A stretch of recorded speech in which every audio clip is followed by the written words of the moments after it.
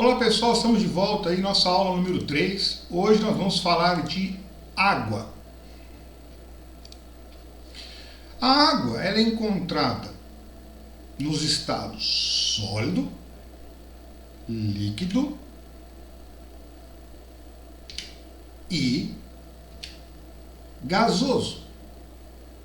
E as condições ambientais permitem constantes mudanças de estado da água. Bom, vamos entender aqui. Temos a água no estado gasoso, no estado sólido e no estado líquido.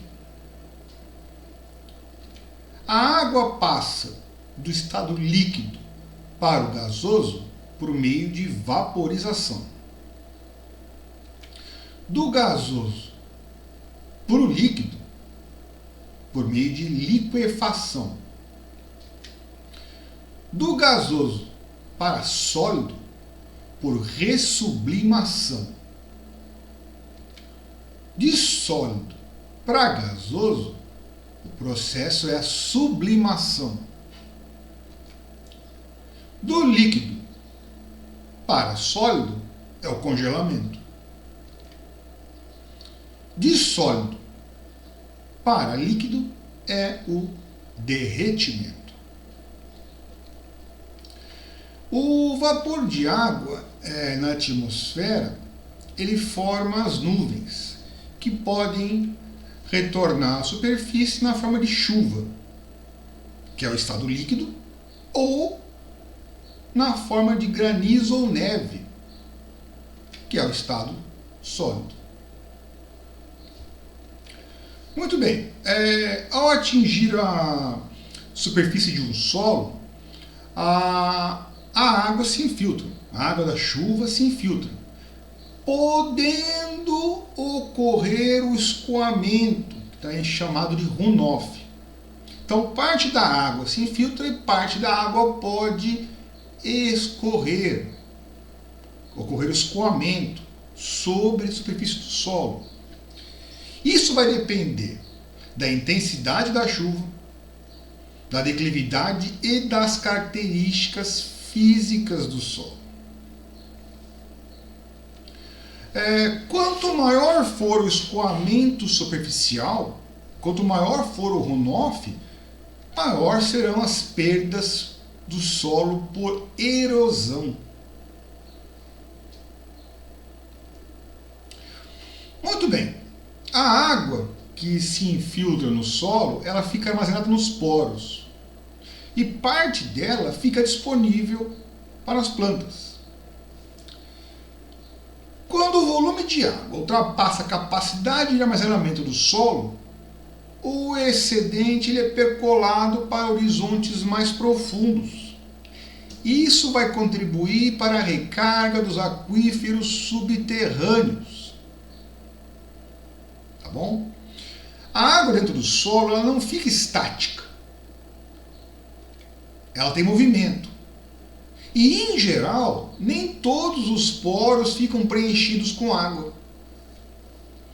Em solos não saturados, uma parte dos poros fica cheia de ar. Isso constitui a atmosfera do solo, que é fundamental para a respiração das raízes e dos micro-organismos que estão presentes no solo. Então, temos aqui um solo que está seco, o ar está ocupando os poros, ocorre a saturação após um evento de irrigação ou precipitação, e depois o ar volta a retomar, o ar volta a ocupar espaço no poro, dividindo com a água, que essa é a condição ideal. Então, se eu puder ampliar ali, ver uma raiz, eu vou ver que ela vai estar em contato com, aqui a raiz, em contato com partículas de solo, com água, e com ar, o que é fundamental. Muito bem, nos poros que vão estar cheios de água, você pode observar um movimento de água em todas as direções. A água vai das regiões mais úmidas para as regiões mais secas. Parte dela evapora constantemente. Isso depende da energia solar que está disponível para a conversão da água na forma líquida na sua forma de vapor. A água ela também fica retida pelas raízes das plantas. Então a planta utiliza essa água e depois transfere essa água para a atmosfera por meio da transpiração. Ela é transferida na forma de vapor para a atmosfera. Existe um processo que é conjunto, que envolve a evaporação da água direta do solo, aliado à transpiração das plantas, que é chamado de evapotranspiração. Então vamos entender um pouco essa evapotranspiração. Eu tenho a água que evapora de uma superfície líquida, de um rio, de um curso d'água, por exemplo. Então eu tenho evaporação da água dessa superfície. Eu tenho evaporação da água que está presente no solo. E também tem a transpiração da água, que transfere a água da folha para a atmosfera na forma de vapor. Esse conjunto tem o nome de evapotranspiração. Bom, as propriedades da água. Bom, em relação à temperatura e estado físico, a água ela é líquida na faixa de temperatura que é compatível com a vida. Tá? Em relação à absorção e dissipação de calor, a água possui um valor de calor específico, que é a quantidade de energia que se pode ser absorvida por uma substância para um determinado aumento de temperatura, maior do que a maioria das substâncias. Isso reduz danos relacionados à variação de temperatura no ambiente. A fusão e a vaporização da água é o seguinte: devido ao alto calor de vaporização da água, as plantas podem perder uma substancial quantidade de água. Elas podem perder uma substancial quantidade de calor quando a água evapora da superfície foliar. Esse aí é um mecanismo importante para quê? Para regular a temperatura nas folhas. A transpiração é sim um mecanismo importante para o resfriamento das folhas. Esse é um importante papel da transpiração.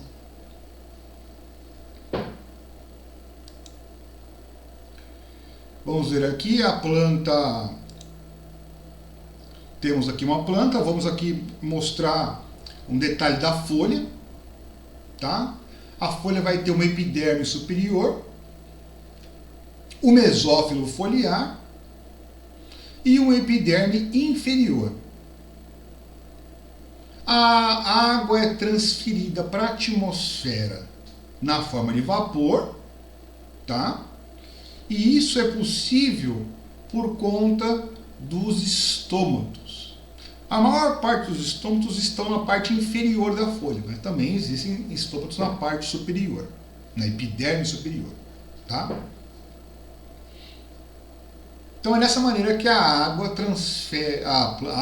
planta transfere a água do seu interior para a atmosfera, na forma de vapor, por meio dos estômatos. A água, ainda em propriedades da água, a água ela é um solvente. Ela é conhecida como solvente universal. Ela pode dissolver um número de substâncias bem maior que qualquer outro líquido comum. Essa capacidade de solvente da água, de solvente universal, é fundamental para a realização de reações bioquímicas e para o transporte de substâncias dentro da planta. Outra propriedade da água é a incompressibilidade. Os líquidos são incompressíveis. Isto significa o quê? Que as leis da mecânica se aplicam aos organismos que possuem grandes proporções de água. A forma normal de uma célula é mantida pela pressão hidrostática positiva, que é exercida sobre suas paredes. Ela é criada pela entrada de água no protoplasma das plantas. Bom, o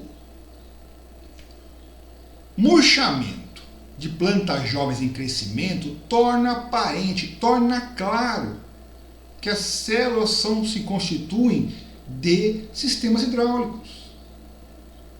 O crescimento celular e outros movimentos de células, tipo a abertura estomática, também são associados à pressão hidrostática, que é criada pela entrada de água nas células das plantas.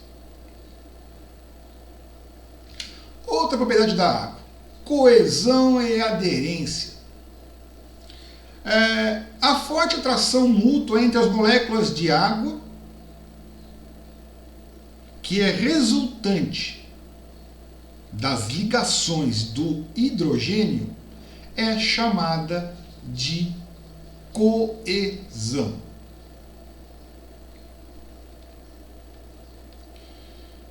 Eu tenho aqui uma planta, o caule de uma planta, vou aumentar. Eu vou ter dentro desse caule a parede celular do xilema. Eu vou ter as células do xilema. As moléculas de água subindo pela parede celular. Então,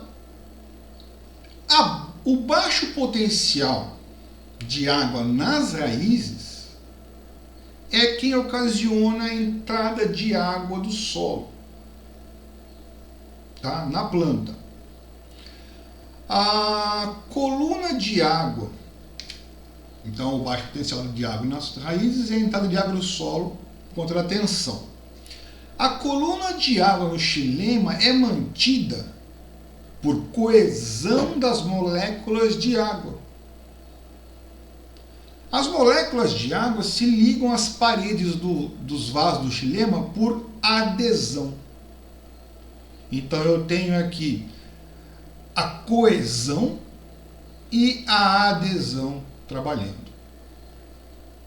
Então, a coluna de água do xilema é mantida por coesão das moléculas de água e elas se ligam às paredes do xilema por adesão.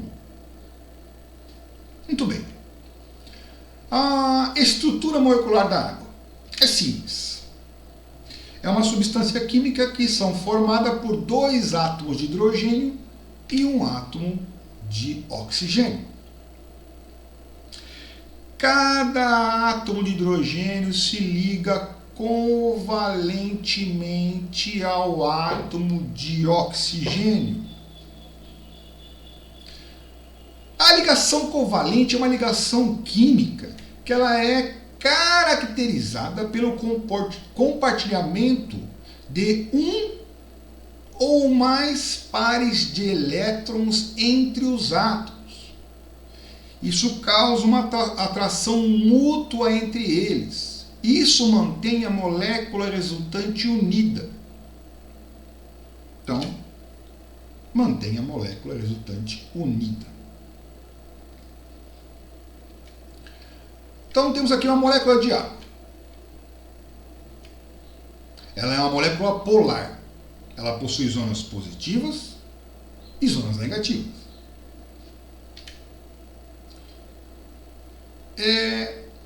Eu vou ter, então, ela, devido à disposição dos átomos e à sua polaridade, cada molécula de água tende a atrair outras 4 moléculas de água. Essa é uma atração eletrostática.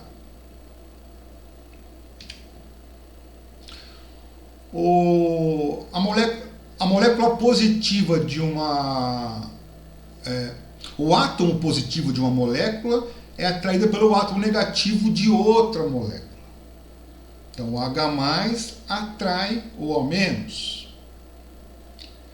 Essa ligação entre eles é chamada de pontes de hidrogênio, que em condições normais de temperatura e pressão é o que mantém a água fluida, as pontes de hidrogênio.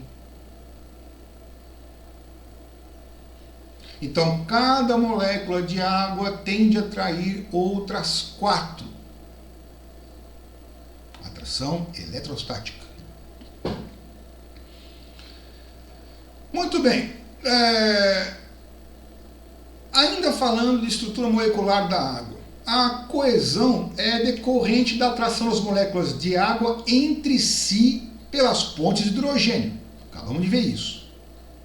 E resulta da formação de uma película de moléculas de água que são fortemente aderidas entre si na zona de contato com o ar.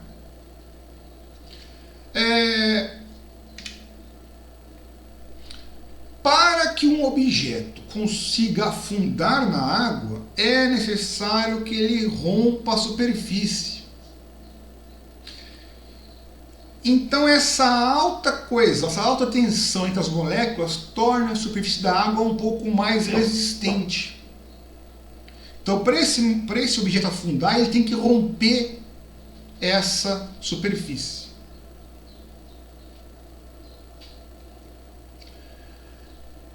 Essa película que tem a água, a película de tensão superficial, ela é quem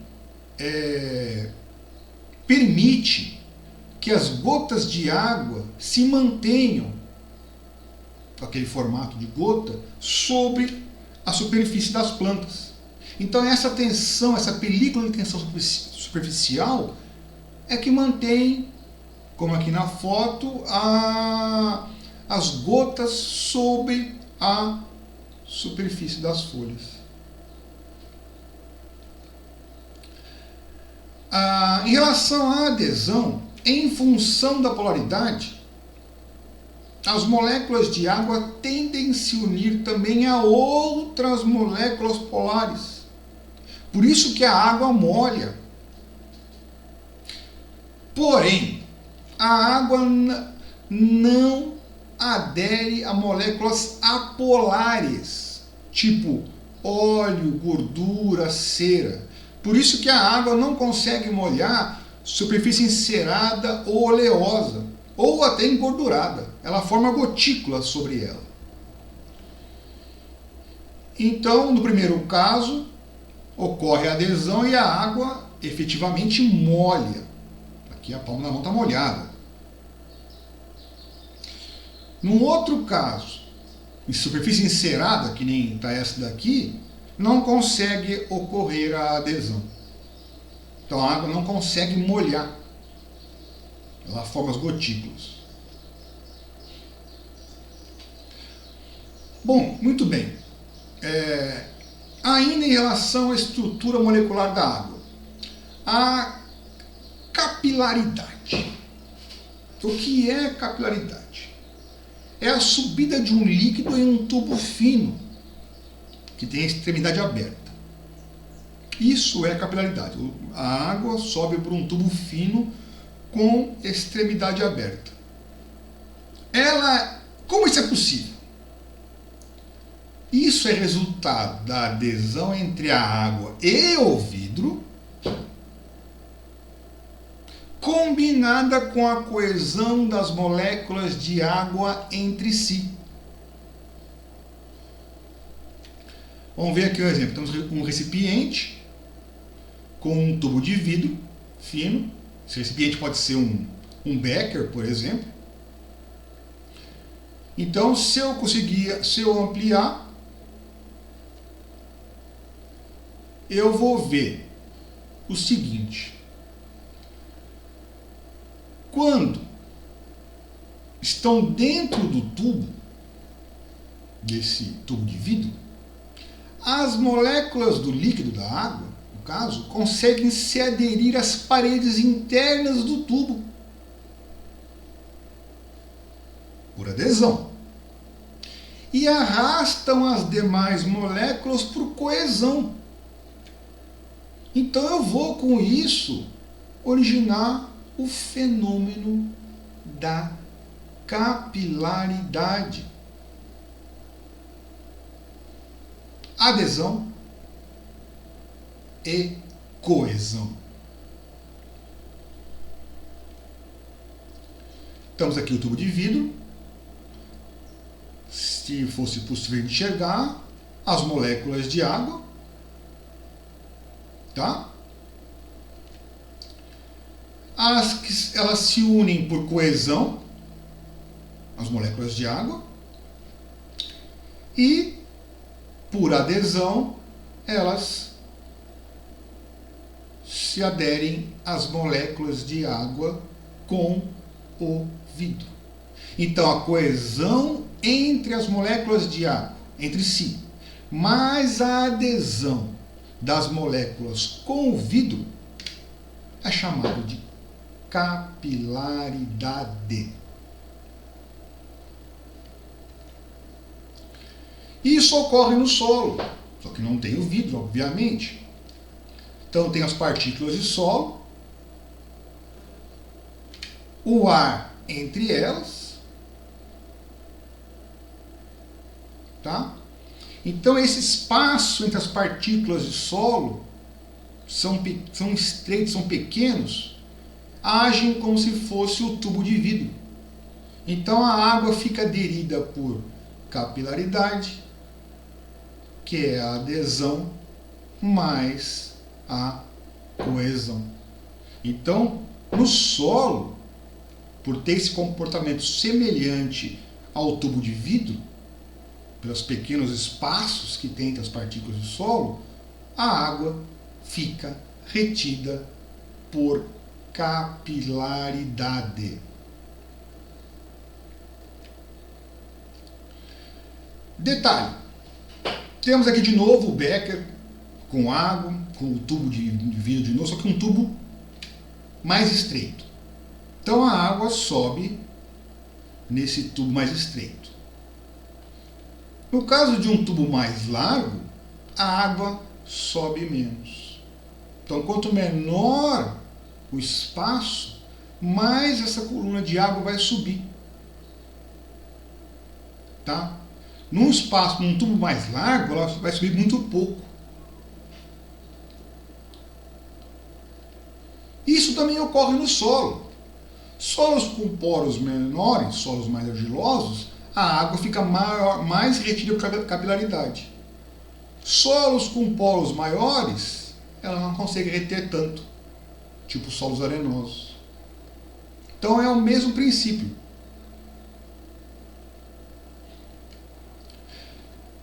A importância da água para as plantas. Bom, a massa das plantas, ou a fitomassa, na maior parte é composta por água. A maior parte da fitomassa é água. O protoplasma possui em média de 80 a 90% de água. As organelas, que são ricas em proteínas e lipídios, como os cloroplastos e mitocôndrias, contém em torno de 50% de água. Os frutos com bastante conteúdo de polpa, eles são ricos em água, em torno de 85 a 95% do peso fresco de um fruto pode ser água. As folhas tenras possuem de 80 a 90% de água e as raízes de 70 a 95%. Uma madeira recém-cortada, recém-colhida, ela possui mais ou menos 50% de água.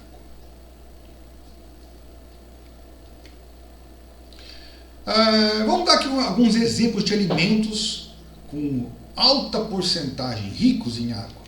Pepino, 97% de água. Abacaxi, 95%. O tomate, 95% de água. A melancia, 96%. E a alface, 95% do alface, água. Você achando que o alface é o que mais tinha água, não, é o pepino. 97% do pepino é água. As sementes, elas são pobres em água. 5 a 15%. O conteúdo de água nas plantas vai variar de acordo com os tipos de células e tecidos e também ele é influenciado pelas condições ambientais e pela fisiologia da água, da planta. Tá? Vai depender do nível de atividades metabólicas, do estado hídrico do solo e do ar e de outra série de fatores. Olha aqui uma condição de aplicação de água. Temos disponibilidade de água no ar, no solo. Isso aqui é uma irrigação, para vocês que não conhecem ainda, irrigação por aspersão mecanizada do tipo canhão autopropelido.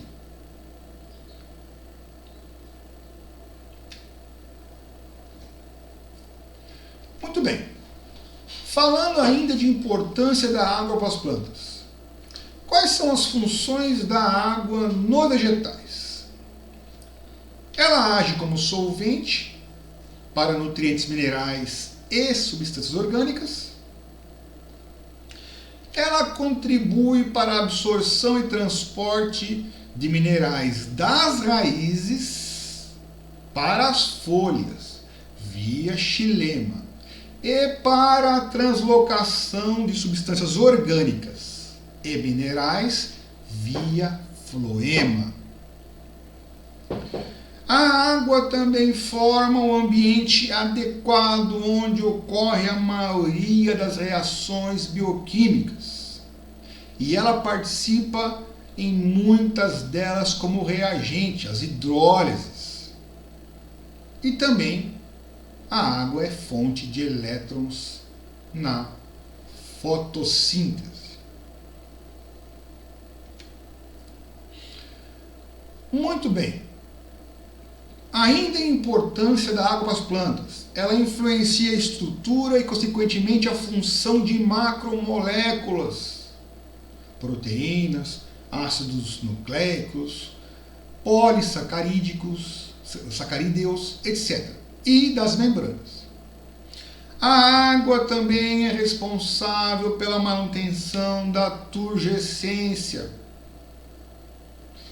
Com isso, ela contribui para o crescimento e manutenção da forma e estrutura dos tecidos das plantas, dos tecidos tenros.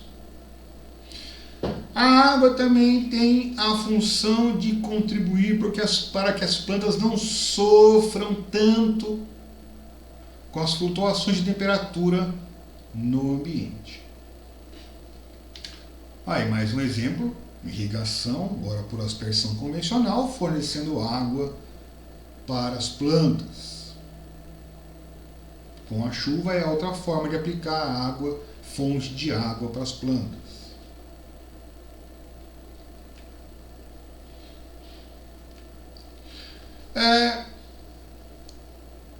só, de todos os recursos que a planta precisa para crescer e suas funções, a água é o mais abundante. A água executa tudo o que eu falei para trás agora. Então a água é talvez o mais importante dos recursos que a planta precisa. Por isso, se houver falta ou deficiência, teremos limitação na produtividade, tanto em ecossistemas naturais como em ambientes cultivados, cultivos comerciais. Isto, meus amigos, minhas amigas, torna a irrigação uma das práticas mais importantes na agricultura. O fornecimento regular de água para a cultura durante todo o seu ciclo de desenvolvimento. Quem possibilita isso? A irrigação. Por isso que é importantíssimo a gente determinar, estimar, conhecer as necessidades hídricas das plantas em cada estágio de desenvolvimento. Então, aplicar a quantidade de água certa no momento certo para a planta. Com isso, vou obter as maiores produtividades possíveis, se todos os outros também componentes colaborarem. Adubação, preparo e tudo mais. E é necessário fazer o uso racional dos recursos hídricos. Então, tudo isso vai mostrar o que é a importância da irrigação.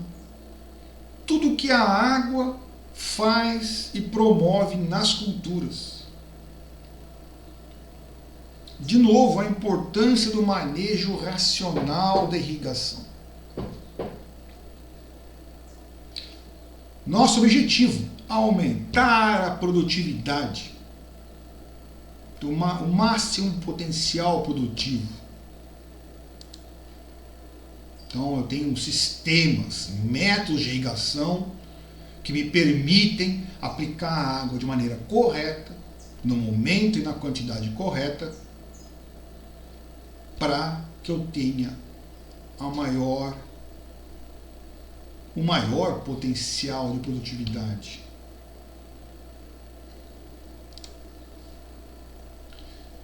Meus amigos, essa é a importância da água. Essa é a importância de irrigação no cultivo agrícola. Muito obrigado.